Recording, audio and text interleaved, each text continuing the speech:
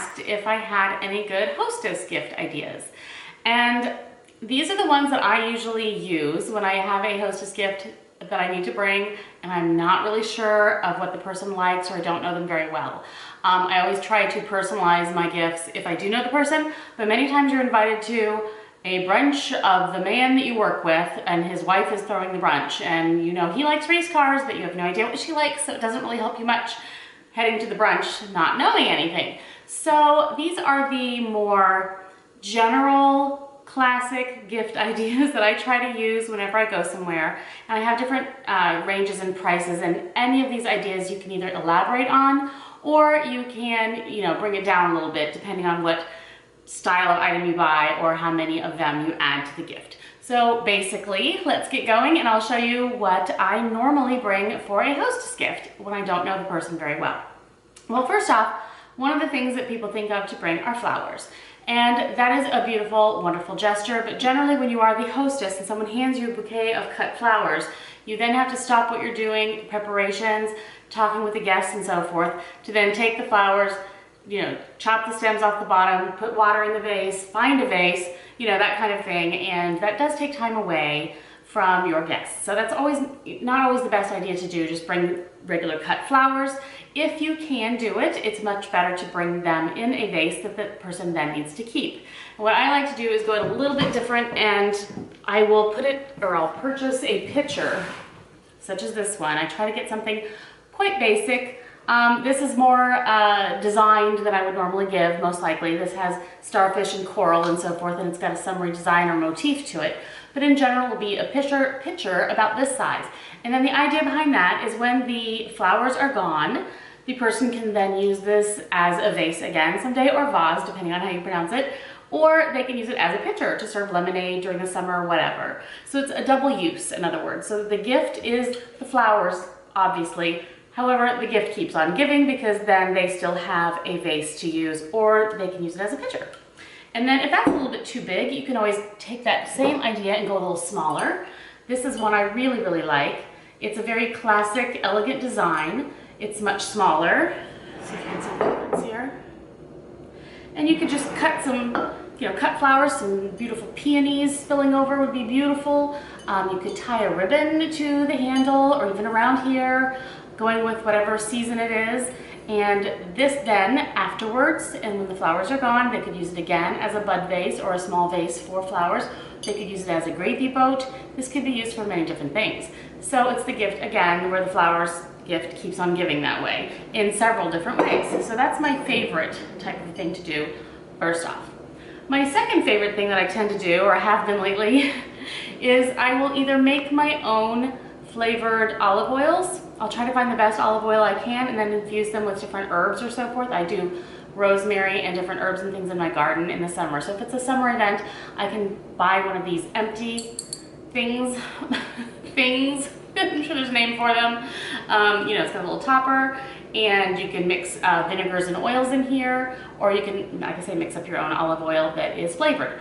Or if you don't want to go through that whole hassle of making your own, you can purchase olive oils. This one happens to have rosemary in it. There's garlic ones, balsamic vinegars. That's another thing you can add to your little list of dipping type deals. And there's a bottle of grapeseed oil, and it comes with a little pouring device at the top.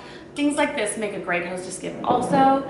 And when I do this, sometimes I will either bring a big baguette and maybe even a chunk of Parmesan cheese, and you can even elaborate more, and have little dipping bowls.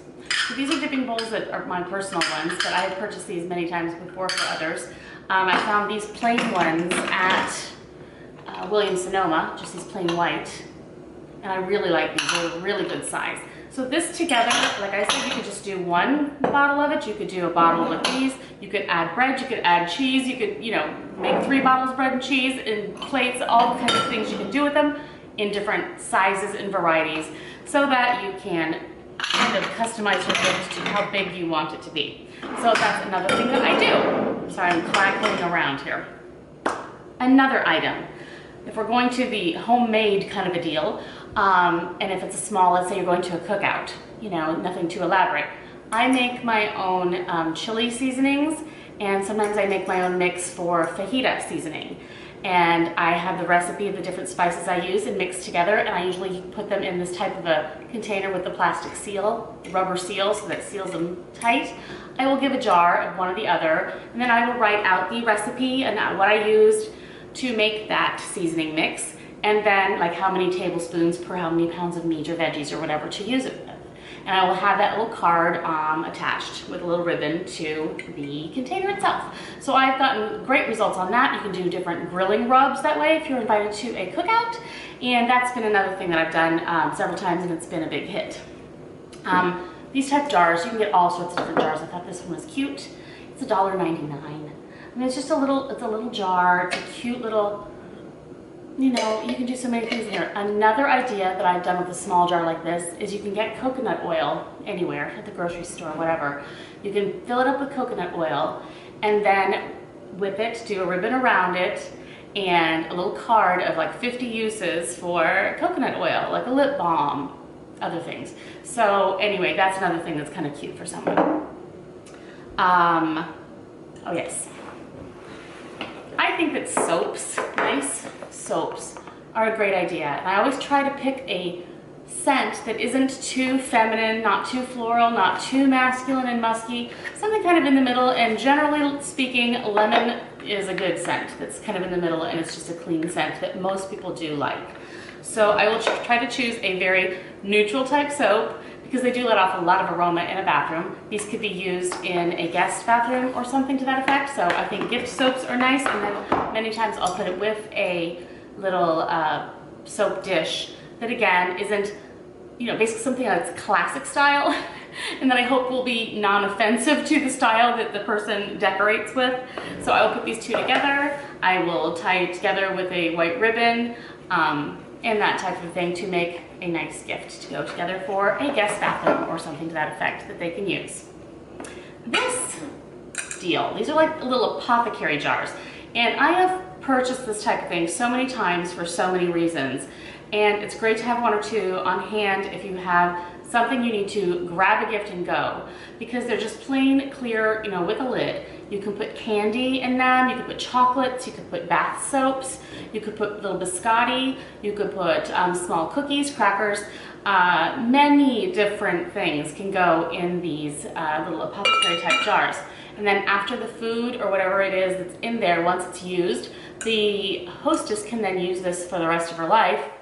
You know, could have cotton balls in it next to their sink in the bathroom, whatever. So many things you can use these jars for. So I always find this to be a very good idea, because it's easy to fill up with whatever happens to be the thing of the day, you know, whatever the season is, and then it's useful for the person afterwards. So these are handy, love them. And I got this one at Home Goods. It was $6.99. So you're not breaking the bank in any way, even once you've filled it and put a pretty ribbon around it, and you're good to go.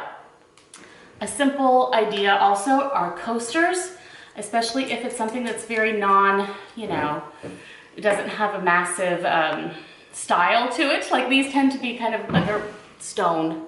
They're just a stone, and they're in a beige tone. So they would go pretty much with anyone's decor. Just try to fit in as best as you can, so it's not something completely out of the norm.